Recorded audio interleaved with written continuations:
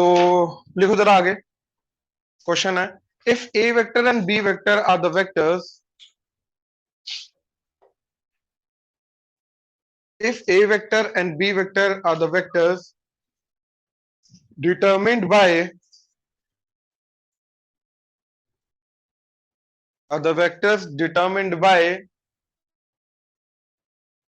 two adjacent sides of a regular hexagon, determined by two adjacent sides of a regular hexagon,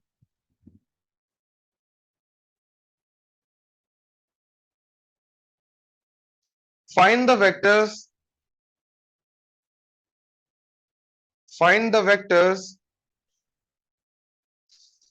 determined by other sides, find the vectors determined by the other sides taken in order,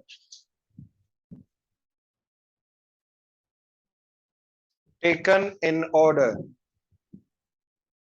ठीक है, ये क्या बोल रहा है? देखो, हमारे पास एक रेगुलर हेक्सागन है। अब इस रेगुलर हेक्सागन की जो दो साइड्स ले लो एक ऑर्डर के अंदर, वो है हमारी ए वेक्टर, बी वेक्टर। ये A B C D E F, ये हेक्सागन ले लो। ठीक है, तो बाकी की सारी जो साइड्स होंगी सेम ऑर्डर में, मतलब ये वाला वेक्टर, ये वाला वेक्टर, ये वाला वेक्टर, ये वाला वेक्टर। तो बाकी सारी की सारी साइड सेम ऑर्डर में जो डिटरमिन होंगी, राइट, क्या होंगे? इन्हीं दोनों वेक्टर्स की फॉर्म में क्या होंगे? समझ आया क्वेश्चन? राइट। अब देखो, उसके लिए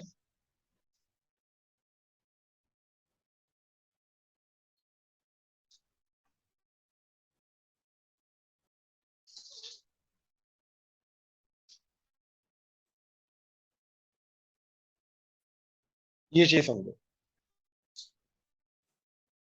दैट इज रेगुलर हेक्सागन जो होता है वो 6 इक्विलेटरल ट्रायंगल्स का कॉम्बिनेशन होता है।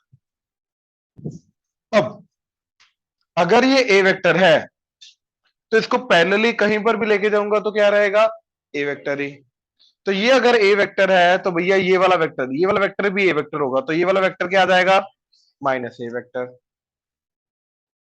ये बी है तो ये बी होगा, तो ये उल्टा क्या आ जाएगा? Minus B vector.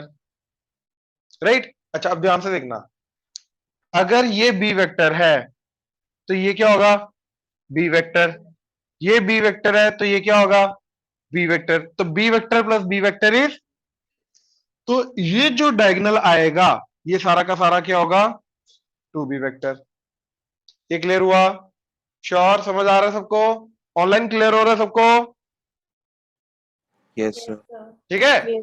अच्छा, अब देखो, बचा ये ढूंढना हमारे लिए, राइट, हमारे लिए बचा ये ढूंढना। अच्छा, अब this plus this plus this, देखो मेरे को ए पॉइंट से लेके डी पॉइंट तक जाना है। अब ए पॉइंट से लेके डी पॉइंट तक जाने के जितने भी वेक्टर रास्ते होंगे उन सबका सम क्या रहेगा? सेम। ये देखा था हमने। तो ए टू डी जाने का एक रास्ता तो आ गया ये, that is two B vector, and एक रास्ता आ गया A vector plus B vector plus C D vector. तो यहां से अपने को सी डी वेक्टर मिला है। एक्सक्यूज मी सर, वो भी कर सकते हैं, वो भी कर सकते हैं। हाँ जी, बोलो।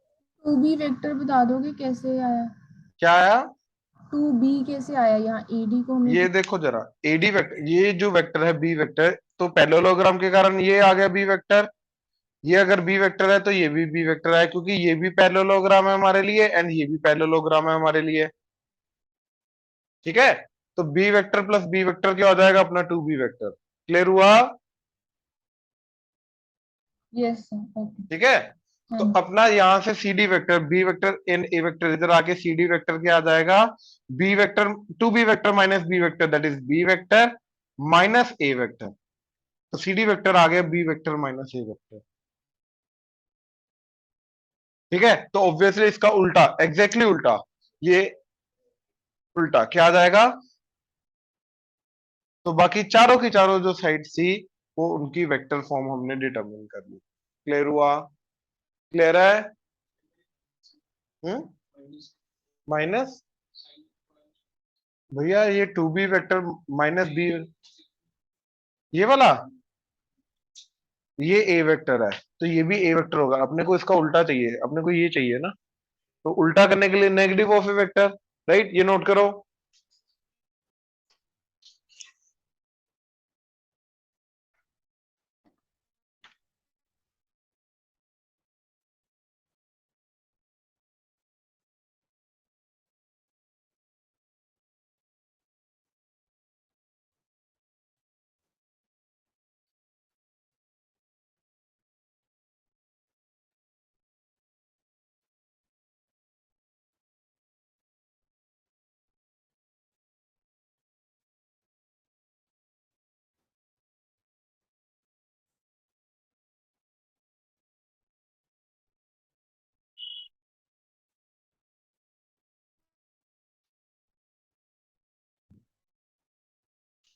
अब देखो जरा,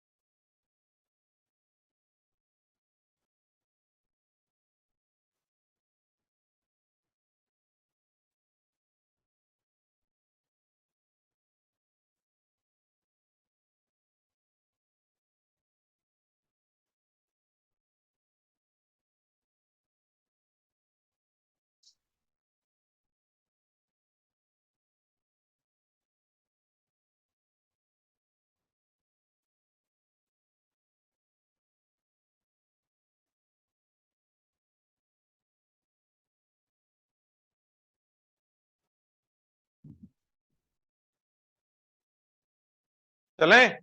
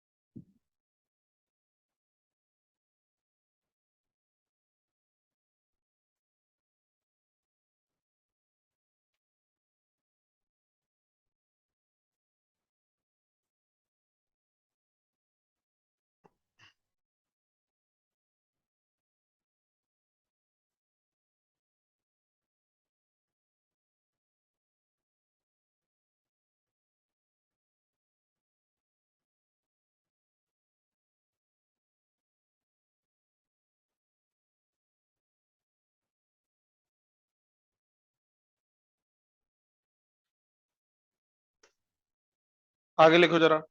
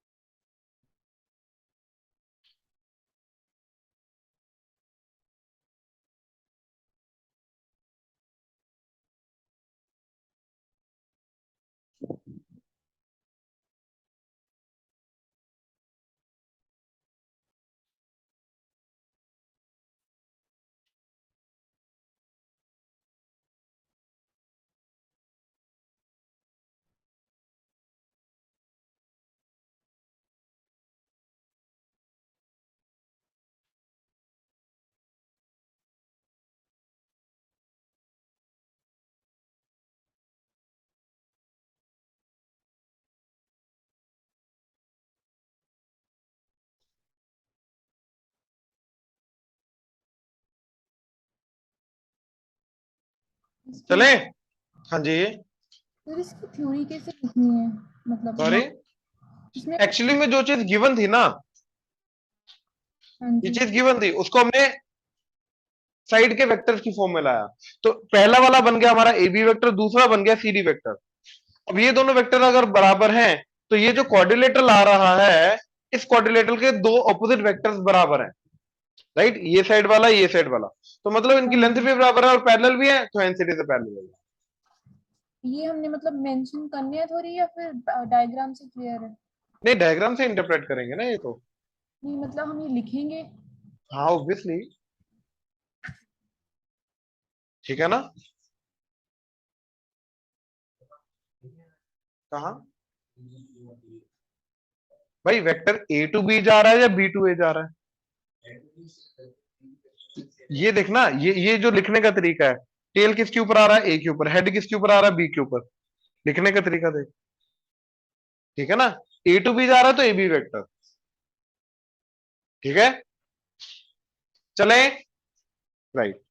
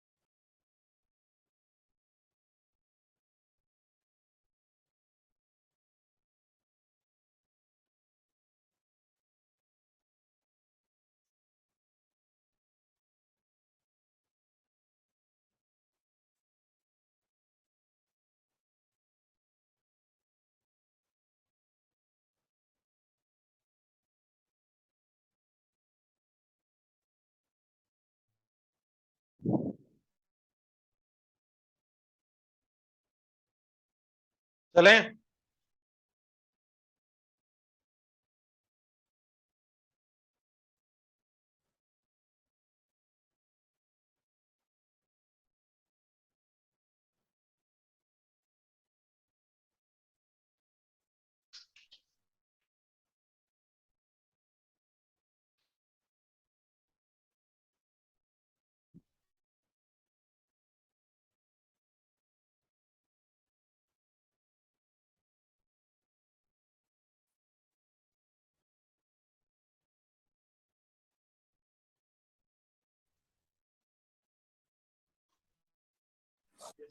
सर आपने रिकॉर्डिंग ऑन करी है अभी?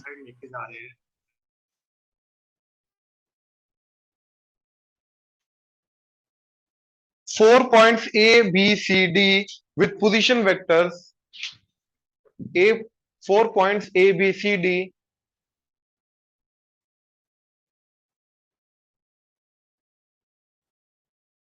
Four points A, B, C, D with position vectors A vector, B vector, C vector, D vector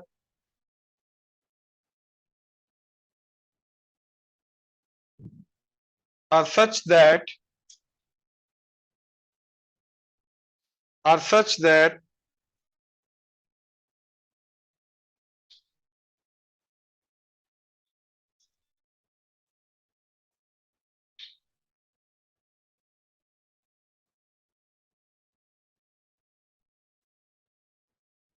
three A vector minus B vector plus two B vector minus four D vector is null vector plus two C vector. 3A vector minus B vector plus 2C vector minus 4D vector is null vector.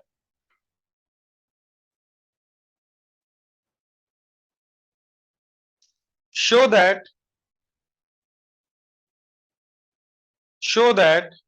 4 points A, B, C, D are coplanar.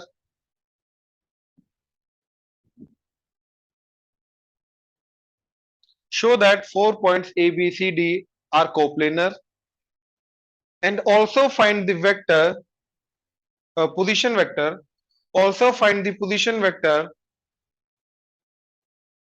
of the point of intersection. Also find the position vector of point of intersection of AC and BD.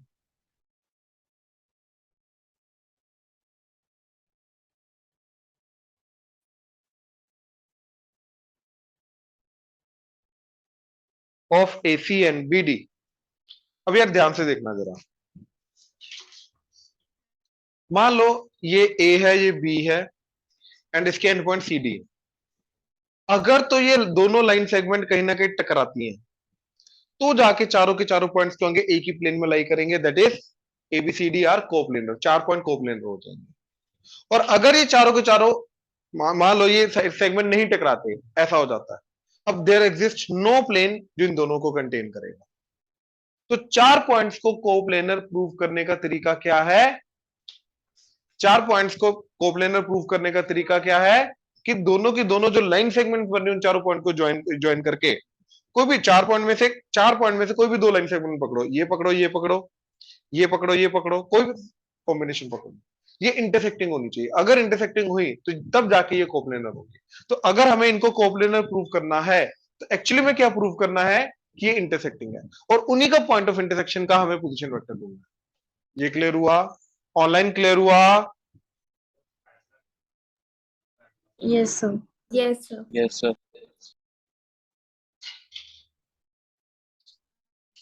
हाँ,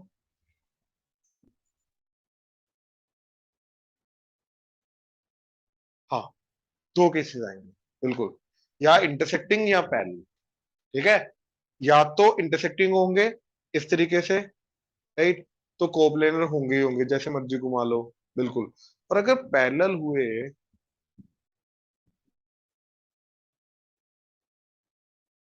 parallel vectors actually में free vector है ना, right. अच्छा, होंगे coplanar, but ये समझो कि कितने प्लेन्स होंगे जो दोनों प्ले पॉइंट वेक्टर से पास करेंगे? इनफाइनाइट। क्यों? क्योंकि ये दोनों फ्री वेक्टर है, और फ्री वेक्टर को मैं मूव करके ट्रांसलेट करके इसी के ऊपर ला सकता हूं। एक्चुअली में एक लाइन बनी है हमारे पास, एक लाइन सेगमेंट। अब एक लाइन सेगमेंट के थ्रू तो इनफाइनाइट पॉइंट्स प्लेन्स होते हैं। इनफैक्ट इस क्वेश्चन के बाद मेरे को वही इन जनरल सारे के सारे पॉइंट्स बताने हैं कोप्लेनर के। ठीक है, कितने प्लेन्स होते हैं जो पास करते हैं, वो सारा का सारा आएगा। बट यस, कोप्लेनर तो होंगे लाइक दिस। ठीक है, अच्छा आप देखो, अगर ये पॉइंट ए है, ये बी है, ये सी है, ये डी है, ए vector, B vector, C vector, D vector. अब जो इधर कंडीशन दे रखी है, ध्यान से देखो जरा, इन दोनों का कोएफिशिएंट क्या आ रहा है? सम 5। इन दोनों के कोएफिशिएंट का सम क्या आ रहा है, उधर लेके जाऊंगा तो 5, तो दोनों को अलग अलग ले लो, क्या आ गया 3a vector plus 2c vector that is b vector plus 4d vector, right. अब ये करने के बाद मैंने दोनों को 5 से डिवाइड कर दिया, तो क्या बन जाएगा 3a vector plus 2c vector by 5 that is b vector plus 4d vector by 5। तो ये क्या कर रहा है, ये बेसिकली एक ऐसा पॉइंट है जो a vector and c vector को 3:2 में डिवाइड कर रहा है, राइट, क्योंकि 3 + 2 5 होता है, ये m + n ही आ गया। और ये क्या है जो b एंड d को 4:1 में डिवाइड कर रहा है। अब ध्यान से देखो a एंड c को 3:2 में डिवाइड करने वाला एंड b एंड d को 1:4 में डिवाइड करने वाला जो पॉइंट है वो बराबर, ये दोनों बराबर आ गए ना। ये दोनों बराबर आने का मतलब क्या है कि भैया जो a एंड c को 3:2 में डिवाइड कर रहा है वो वाला पॉइंट एंड जो इधर से बी एंड डी को डिवाइड कर रहा है अपना 1:4 में वो पॉइंट, वो दोनों पॉइंट क्या है इक्वल। दोनों पॉइंट इक्वल होने का मतलब क्या है सेम। तो ये एक ऐसा पॉइंट है जो एसी के ऊपर लाई करेगा, ये एक ऐसा पॉइंट है जो बीडी के ऊपर लाई करेगा, और दोनों इक्वल आने का मतलब क्या है कॉमन है। मतलब एसी के ऊपर आने वाला एक पॉइंट जो है एंड बीडी के ऊपर आने वाला एक पॉइंट जो है वो कॉमन है, that means that actually is the point of intersection. और अगर वो पॉइंट ऑफ इंटरसेक्शन है तो दोनों लाइन सेगमेंट टकरा रही हैं, और अगर वो टकरा रही है तो ये चारों पॉइंट कोप्लेनर होंगे। अब ये जो पॉइंट है ये पॉइंट आएगा क्या, या तो ये आएगा या तो ये आएगा, ये क्लियर हुआ श्योर। या तो होगा ये वाला that is B vector plus 4d vector by 5, या तो होगा ये वाला that is 3a vector plus 2c vector by 5, जो एक्चुअली में पॉइंट ऑफ इंटरसेक्शन है, जो बराबर आया। क्लियर हुआ श्योर, ऑनलाइन क्लियर हुआ, यस सर। ये Yes, नोट sir. करो, ठीक है। देखो हेडिंग दे दो important points, point by point लिखेंगे, जल्दी करना। First point, 2 points are always collinear.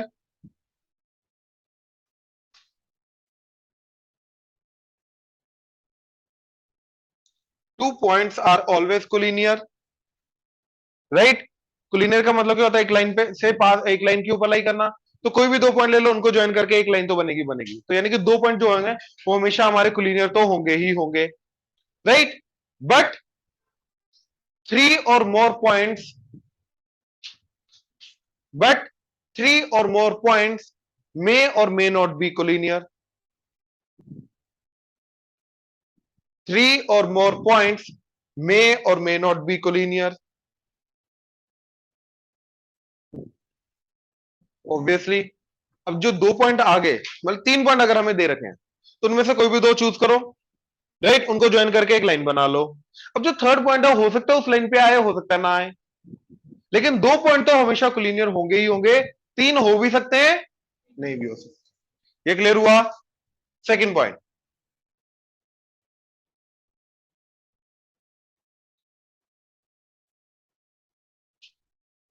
a vector can be contained by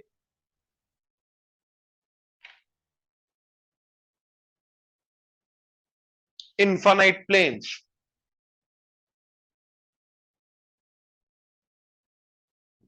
एक वेक्टर जो है वो इन्फिनाइट प्लेन्स के अंदर लाई कर सकता है, राइट। कैसे,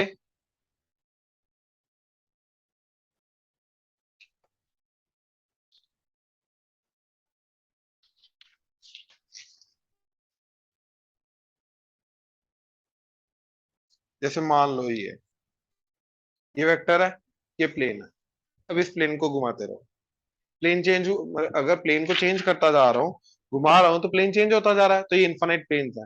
और ये वेक्टर जो है, राइट, ये सारे के सारे इन इन्फिनाइट प्लेन्स के अंदर लाई कर, ये समझ आ रहा है, राइट। तो एक वेक्टर जो है, यस, ये इन्फिनाइट प्लेन्स के अंदर लाई कर सकता है, can be contained by infinite planes. Clear है। अगला point, two vectors are always coplanar.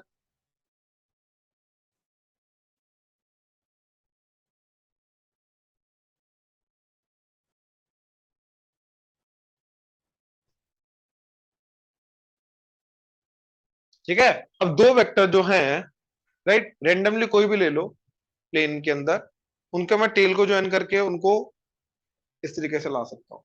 तो या तो पैरेलल होंगे या तो इंटरसेक्टिंग वाले होंगे, काइंड ऑफ, राइट। तो हमेशा एक प्लेन के अंदर लाई करेंगे, एक प्लेन हमेशा वो डिफाइन करेंगे, पैरेलल है तब भी डिफाइन करेंगे, अगर ऐसे हैं वो तब भी डिफाइन करेंगे। तो दो वेक्टर जो हैं ये हमेशा हमारे कोप्लेनर होंगे ही होंगे, राइट। इसके अंडर ही इसके अंडर ही लिखना अब, two non collinear vectors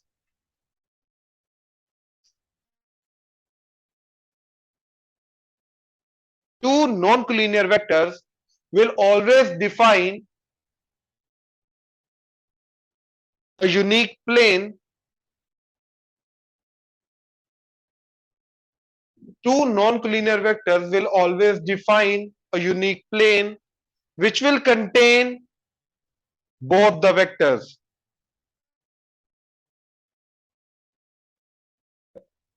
Which will contain both the vectors.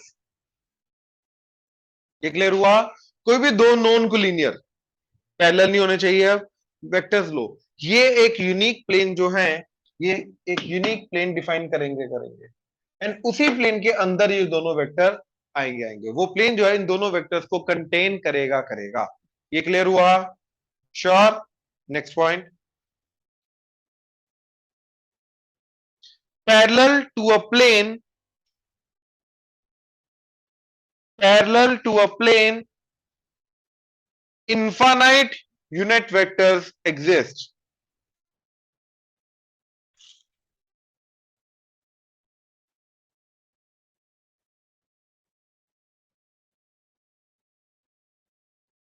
Parallel to a plane infinite unit vectors exist.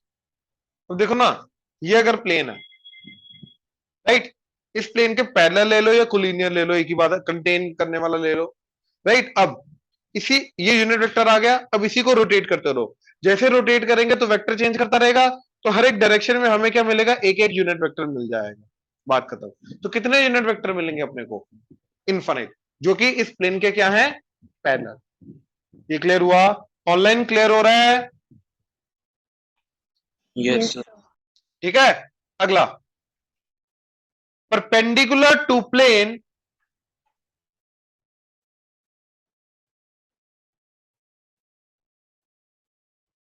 two unit vectors exist.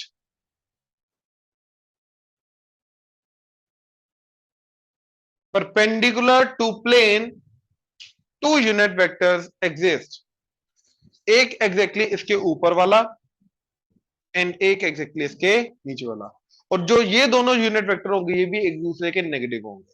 ये अगर ए वेक्टर है तो नीचे वाला क्या होगा? Minus A vector. ये क्लियर हुआ?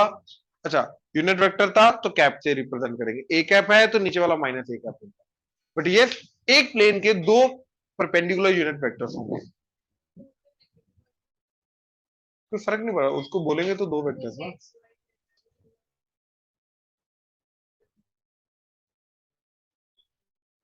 पॉइंट क्या है आपका?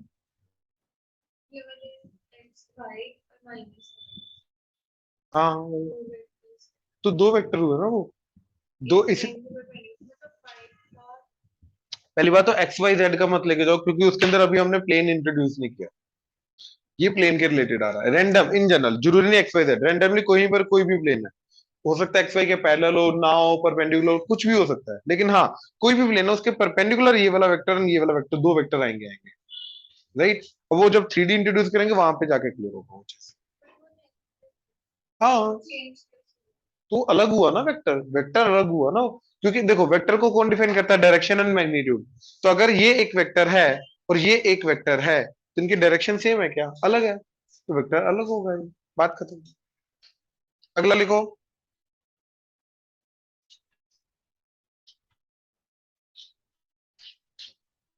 Parallel to a line,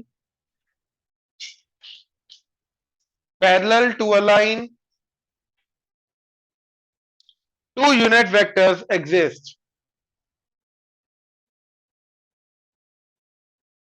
Parallel to a line, two unit vectors exist. Right? अब हमारे पास एक लाइन है, उसके पैरेलल दो यूनिट वेक्टर आएंगे, एक उसके इस तरफ एंड एक उसका अनलाइक वाला। एक लाइन के पैरेलल दो यूनिट वेक्टर आएंगे हमारे, एक इधर वाली डायरेक्शन में एंड एक एग्जैक्टली उसकी ऑपोजिट डायरेक्शन में। क्लियर हुआ?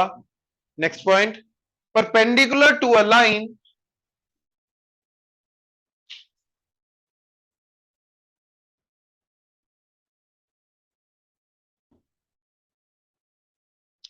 perpendicular to a line infinite unit vectors exist.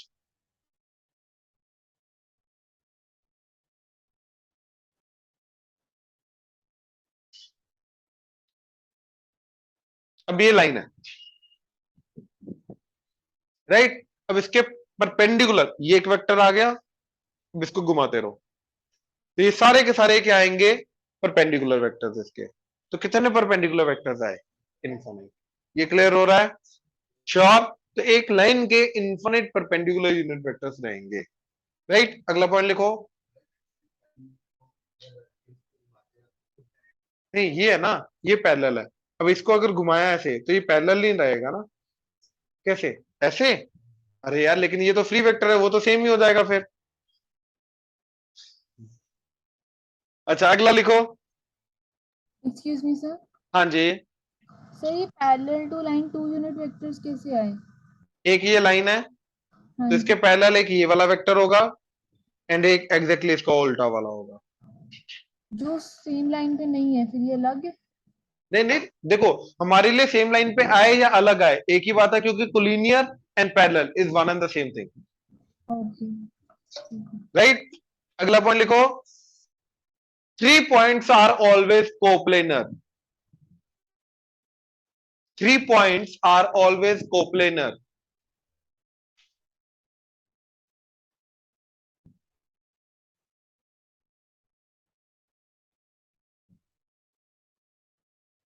Right? जो 3 पॉइंट्स हैं, राइट, ये तो हमारे लिए हमेशा क्या होते हैं? Coplanar, right? 3 पॉइंट पकड़े, अब इन तीनों पॉइंट्स के थ्रू हमेशा एक प्लेन लाई करेगा। बेसिकली जो ट्राइंगल 3 पॉइंट्स को यूज करके ट्राइंगल बनेगा, राइट? और वो ट्राइंगल जो है वो एक प्लेन डिफाइन करेगा। अब अगर 3 पॉइंट्स हमारे नॉन कोलिनियर है तो ट्राइंगल बनेगा, अगर 3 पॉइंट्स कोलिनियर हो गए मतलब एक ही लाइन पे आ रहे हैं, फिर तो इनफाइनाइट प्लेन्स हो गए ना, जो तीनों एक लाइन से पास करेंगे।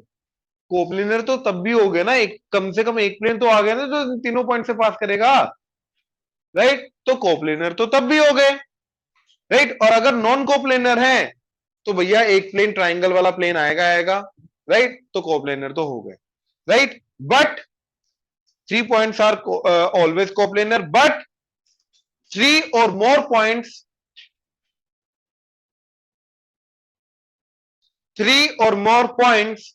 may or may not be coplanar.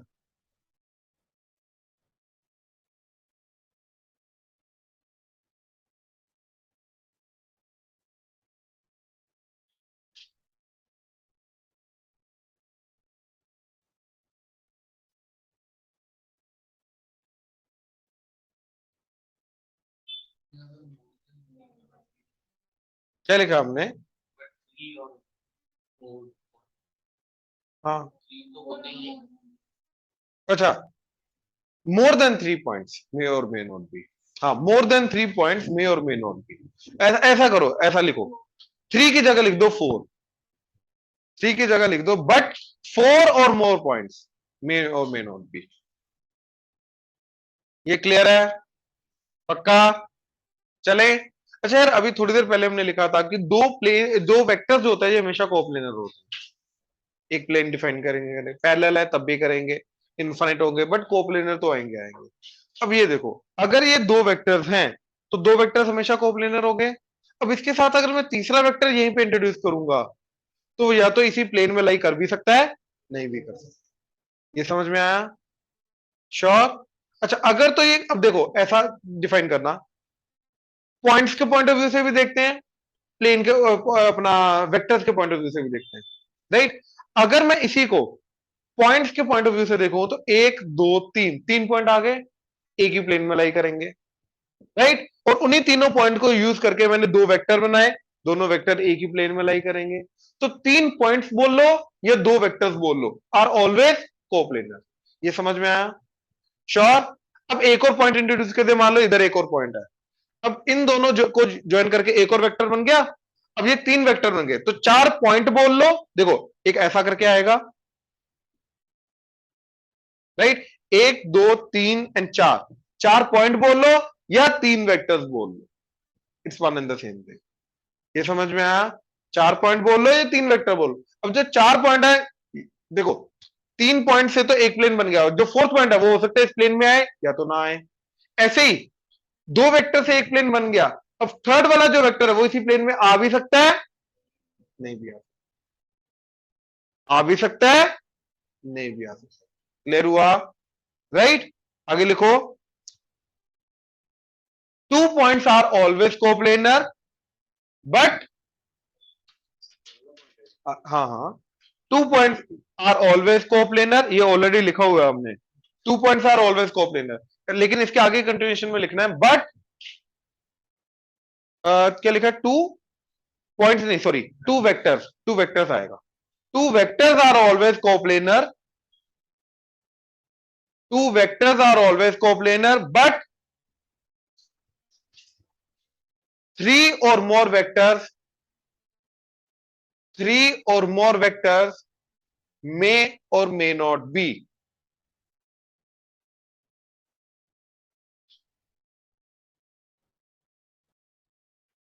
ये समझ में आया? पक्का? 3 वेक्टर है, 3 वेक्टर है, टेल सेम करेंगे करेंगे, ये धीरे धीरे करके समझ में आएगा। अच्छा,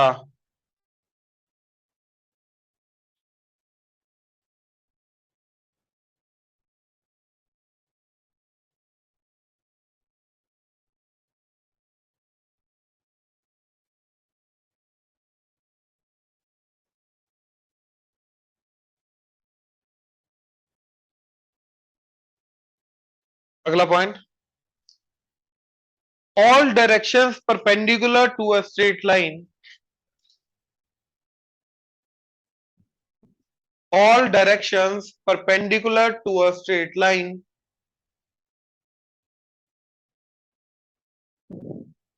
are always coplanar।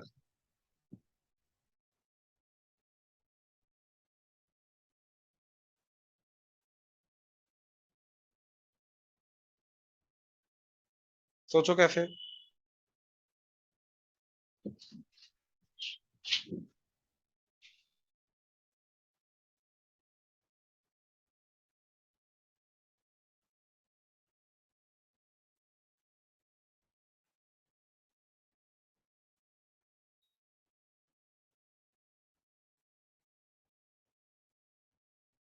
यस, ये लाइन है, ये लाइन है, अब ये वेक्टर इसके परपेंडिकुलर है, अब ऐसे इनफिनिट वेक्टर्स होंगे, अब ऑब्वियसली ये एक प्लेन में लाई करेंगे, राइट। अब एक वेक्टर ये भी हो सकता है, एक वेक्टर थोड़ा नीचे भी हो सकता है, अब बच्चा बोलेगा कोप्लेनर नहीं हुआ, लेकिन उसको मैं ऊपर वाले को नीचे भी तो शिफ्ट कर ही सकता हूँ, पैरेलल है। तो एक प्लेन में डिफाइन कर सकता हूँ जिसके अंदर वो सारे के सारे, इसलिए मैं बोल रहा हूँ इस तरीके से याद आएगा, काइंड ऑफ ये लाइन आ गई एंड ये ये ये ये इस तरीके से हम एक प्लेन डिफाइन कर सकते हैं, सर्कुलर प्लेन है तो इन्फिनिट प्लेन, बट सर्कल के अकॉर्डिंगली उसको डिफाइन कर सकते हैं। अब बच्चा बोलेगा यार ये भी तो है, लेकिन इसको मैं पैरेलल नीचे ट्रांसलेट करके ये भी तो बना ही सकता हूं, तो राइट, परपेंडिकुलर वेक्टर्स जितने भी आएंगे वो सारे के सारे क्या आएंगे, कोप्लेन। ये क्लियर हुआ? ऑनलाइन क्लियर हुआ? Yes, sir. Yes. Next point, to lines in a space,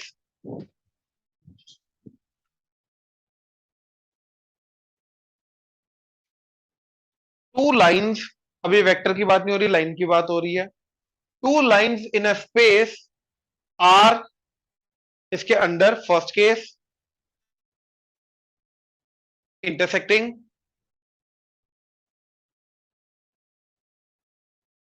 second parallel, third coincidental. तो 2D में ये 3 केसेस तुमने देखे हुए हैं। अब मैं स्पेस की बात कर रहा हूं, मतलब 3D की बात कर रहा हूं, ठीक है, तो ध्यान से देखना जरा इधर, देखो ये इंटरसेक्टिंग, ठीक है, ये इंटरसेक्टिंग, राइट, पैरेलल, कोइंसिडेंटल। अब या तो कोइंसिडेंटल वाला केस पकड़ो, सॉरी अपना इंटरसेक्टिंग वाला, इंटरसेक्टिंग वाला केस पकड़ो एंड दोनों में स्पेस प्रोवाइड कर दो। अब ये जो केस है, ना ये इंटरसेक्टिंग है, ना ये पैरेलल है, ना कोइंसिडेंटल है, ये स्पेस में फोर्थ केस केस जो होता है ये क्रिएट होता है। राइट, जो मान लिया इंटरसेक्टिंग केस था उसको हमने एक को ऊपर हाइट प्रोवाइड कर दी, तो इस तरीके से इसको बोलते हैं skew lines, SKEW।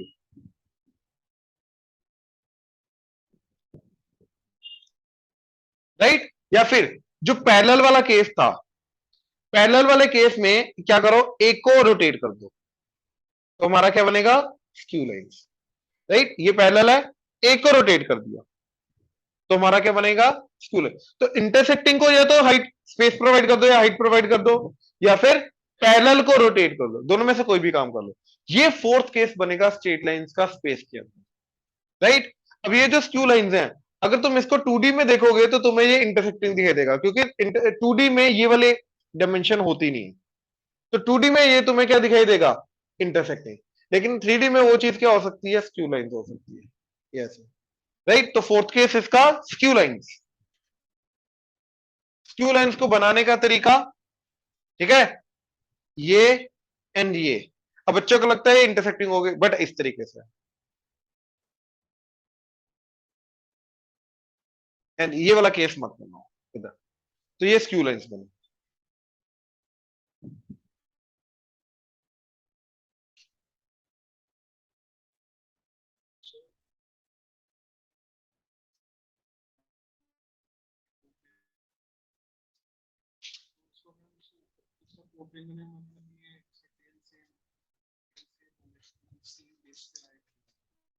Tell same हो गए, हाँ हाँ ये हो गया ना भाई, लाइन की बात कर रहे हैं, स्पेस की उसकी वेक्टर की बात नहीं कर रहे, वेक्टर की बात नहीं कर रहे, लाइन की बात कर रहे हैं, दोनों में फर्क है। Vector free vector, line, line is a line, वो फिक्स होती है line. Vector is a free vector, line is not a free vector, line is not a free.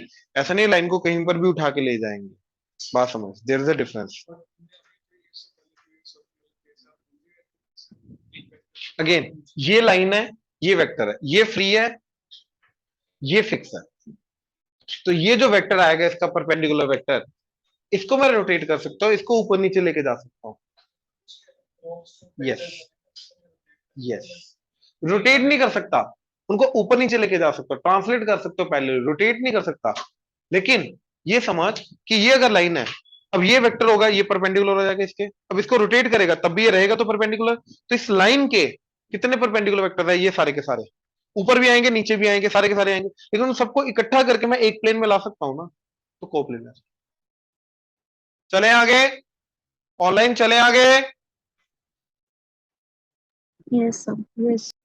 ठीक है।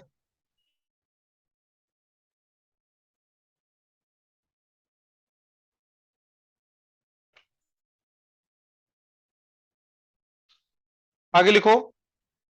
अब वापिस आ रहे हैं ये इंपॉर्टेंट पॉइंट से, ठीक है, जो इन जनरल हमारा लाइन वेक्टर्स वगैरह को समझने में हेल्प करेंगे, थोड़ा सोचने में, 3D में 2D में सोचने में हेल्प करेंगे, ठीक है। अब आगे अगला टॉपिक लिखो, resolution of a vector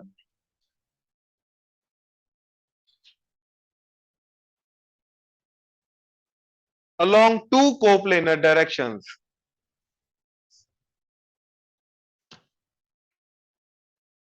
Resolution of a vector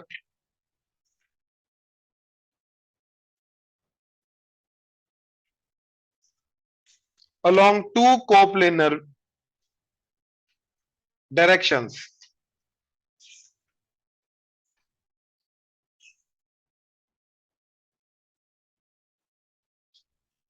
Along two coplanar directions.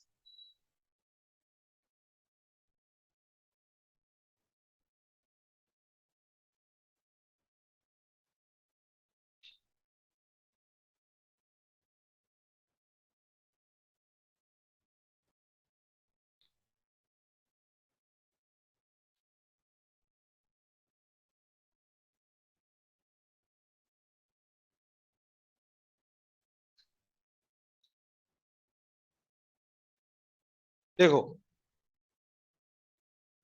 अगर एक प्लेन के अंदर हमारे पास एक वेक्टर है ए वेक्टर, एक वेक्टर है बी वेक्टर, ठीक है, प्लीज ध्यान से समझना। एक प्लेन के अंदर हमारे पास दो वेक्टर है, ए वेक्टर बी वेक्टर, लेकिन हमने उनको जोड़ नहीं रखा, ना उनका टेल जोड़ रखा, ना उनका हेड जोड़ रखा है।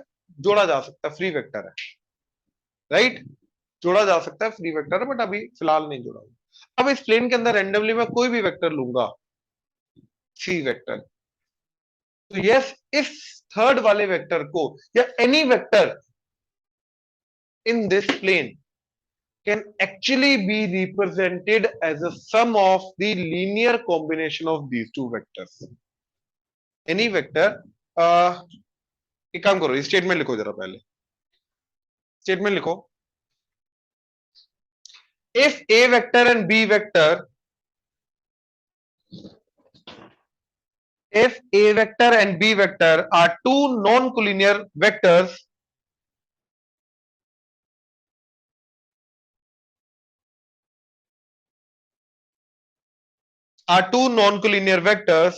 then any vector c vector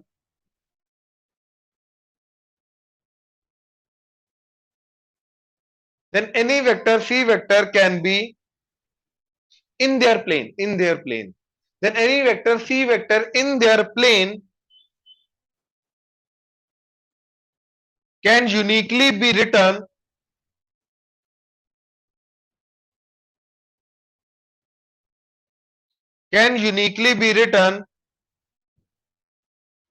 as a linear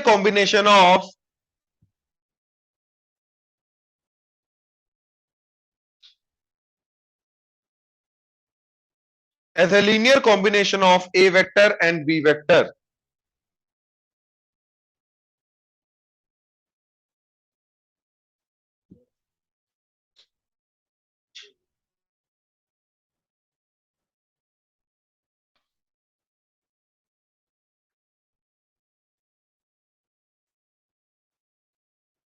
अब इस सी वेक्टर को हम इन दोनों के लीनियर कॉम्बिनेशन की फॉर्म में लिख सकते हैं। मतलब C vector can be written as lambda times A vector plus mu times B vector, where lambda and mu are scalar. ये वेक्टर नहीं है, ये स्केलर है, मतलब 2 3 4 5 कोई भी नंबर हो सकता है, ये समझे, राइट। ये एक्चुअली में हमेशा पॉसिबल है, ये हमेशा पॉसिबल है। अब कैसे, राइट, कैसे किया जा सकता है ये चीज, ठीक है, प्लीज ध्यान से देखना। इस चीज को प्रूव करने के लिए हमने पता क्या किया, सी वेक्टर का हेड या टेल पकड़ो, वहां से दोनों में से कोई भी वेक्टर पकड़ो, उसके पैरेलल लाइन लगा दो। तो लेट से ए वेक्टर के पैरेलल लाइन लगेगी, ये चलेगा।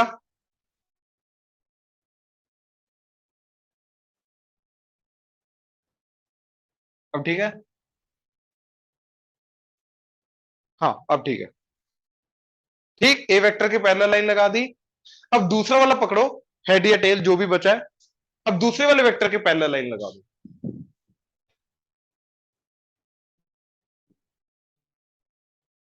ये ठीक है। अब ये जो ट्रायंगल बना, ठीक है, अब प्लीज मेरी बात ध्यान से देखना, ध्यान से सुनना, देखना क्या, बात कहां से देखोगे, देख सकते हो, तुम तो देख ही रहे हो। अच्छा देखो, अगर ये ए वेक्टर है तो इसको अगर मैं स्केलर से मल्टीप्लाई करूंगा तो क्या मिलेगा, इसी के पैरेलल वेक्टर मिलेगा जिसकी लेंथ क्या हो जाएगी, चेंज, लैम्डा टाइम्स हो जाएगी। नेगेटिव होगा तो अनलाइक हो जाएगा, पॉजिटिव है तो उसी डायरेक्शन में रहेगा। ये तो पता है ना, लीनियर हमने देखा हुआ scalar multiplication of A vector, ये तो पता है ना, राइट। अब देखो, अब ये ट्रायंगल पकड़ो, इसके अंदर ये वाला जो वेक्टर होगा, क्योंकि ये दोनों लाइंस पैरेलल हैं, तो ये जो वेक्टर आएगा वो इसी का स्केलर मल्टीपल होगा, तो मैं इसको बोल सकता हूं लैम्डा टाइम्स ए वेक्टर, हाँ या ना, ये क्लियर हुआ, पक्का। अच्छा, अब ये जो है लाइन सेगमेंट, ये बी के पैरेलल है, तो यहां से जो वेक्टर आएगा ये क्या होगा, lambda times B vector, B का स्केलर मल्टीपल होगा। उल्टा, अब बी इस तरफ था, मैंने नीचे ले लिया, तो लैम्डा अपने आप क्या होगा, नेगेटिव, जो भी है लैम्डा अपने आप को उसी के अकॉर्डिंगली एडजस्ट कर लेगा। अब इस ट्राइंगल के अंदर सी वेक्टर जो होगा, that obviously be equal to lambda times A vector plus lambda, sorry ये म्यू ले लो, सेम मत लेके जाओ, तो म्यू टाइम्स बी वेक्टर। तो yes, any vector in the same plane can be written as the linear combination of the given two vectors in the same plane. ये clear हुआ? अच्छा, अब इसके अंदर मैं बी को भी बाकी दोनों के लीनियर कॉम्बिनेशन के लेके फॉर्म में लेके जा सकता हूं, इसको भी बाकी दोनों के लेके, किसी भी वेक्टर को, एक प्लेन में दो वेक्टर्स अगर गिवन है तो उस प्लेन में आने वाले किसी भी वेक्टर को उनके गिवन, जो गिवन दो वेक्टर है उनके लीनियर कॉम्बिनेशन के फॉर्म में लेके जा सकता हूं। ये क्लियर हुआ? क्यों? क्योंकि भैया ट्राइंगल इस तरीके से हमेशा बनेगा। क्लियर हुआ? ये डायग्राम बना लो।